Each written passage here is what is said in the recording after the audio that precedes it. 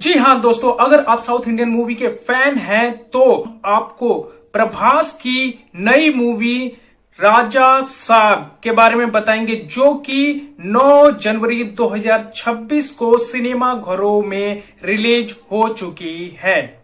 Movie में stars की बात की जाए तो इसमें हीरो प्रभास, विलन के रोल में आपको संजय दत्त जो कि हीरो के दादा होते हैं, और छोटी सी झलक आपको बोमन ईरानी की भी मिल जाती है। इसके अलावा फिल्म में 2 हीरोइनें हैं। इस मूवी में आपको एक्शन, ड्रामा, कॉमेडी और हल्का सा हॉरर आपको देखने को मिल जाता है। इसमें वीएफएक्स की तो बारिश हो रखी है। तो कहानी शुरू होती है हीरो के दादा से। हीरो के दादा यानी प्रभास जी के दादा संजय दत्त, जो कि 96 से ही लापता हो चुके हैं। तो एक फोटो के माध्यम से दादाजी को ढूंढने की शुरुआत होती है।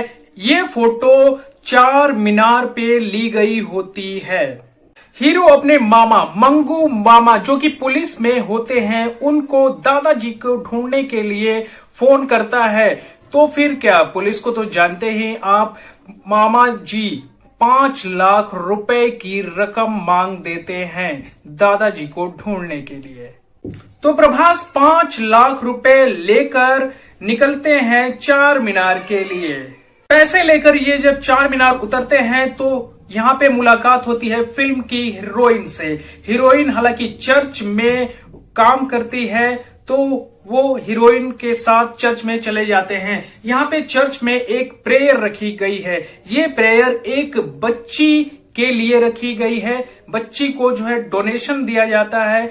वो उसकी जो है हार्ट की प्रॉब्लम चलती है। तो क्या यहाँ पे इमोशनल होके बच्ची से प्रभास जो है 5 लाख रुपए की रकम उनके बैग में होती ही है, तो 5 लाख में से 3 लाख रुपए वो चर्च को डोनेट कर देते हैं, और महज 2 लाख की रकम लेकर वो मंगू मामा के यहां थाने में पहुंचते हैं। तो यहाँ पे आता है कहानी में ट्विस्ट। जी हाँ, यहाँ पे संजय दत्त जो कि करक राजू यानी कि हीरो के दादाजी का रोल प्ले कर रहे हैं, करक राजू का यहाँ पे जो है पर्दाफाश होता है।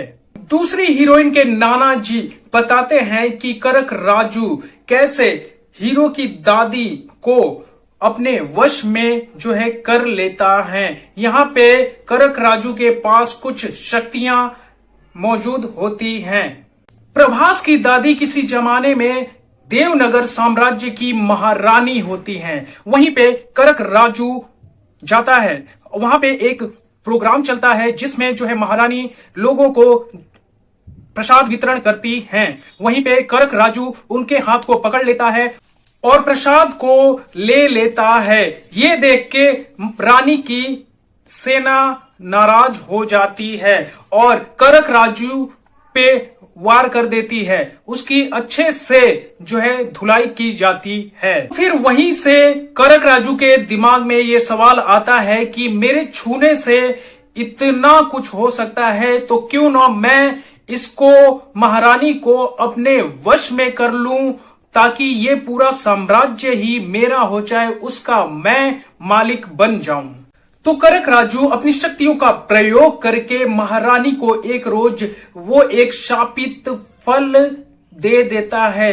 रानी जो है शापित फल खाने के बाद ही पूरी तरह से उसके वश में हो जाती है। तो फिर क्या, करक राजू रानी से शादी कर लेता है। शादी होने के 1 साल के भीतर ही करक राजू महल के सारे खजाने खाली कर देता है।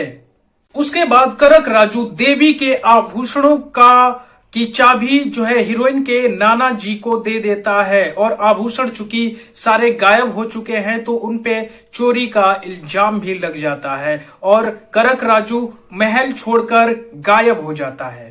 करक राजू के गायब होने से यानी महल छोड़कर जब वो चला जाता है तो रानी को, जबकि रानी का एक छोटा बच्चा यानी कि वही प्रभास होते हैं, तो बच्चे के साथ रानी को महल से निकाल दिया जाता है।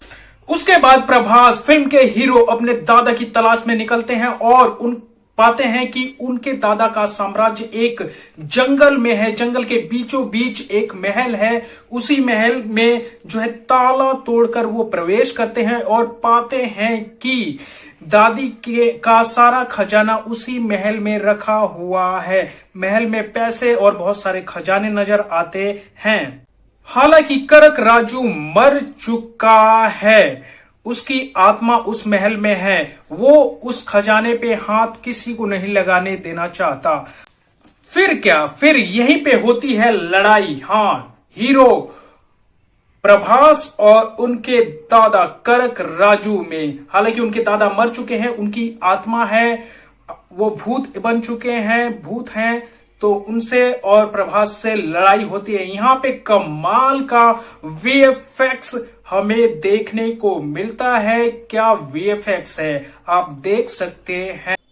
यहां पे संजय दत्त को पूरा थाइनोस, आपने अवेंजर मूवी देखी होगी तो पूरा थाइनोस दिखाने की कोशिश की गई है।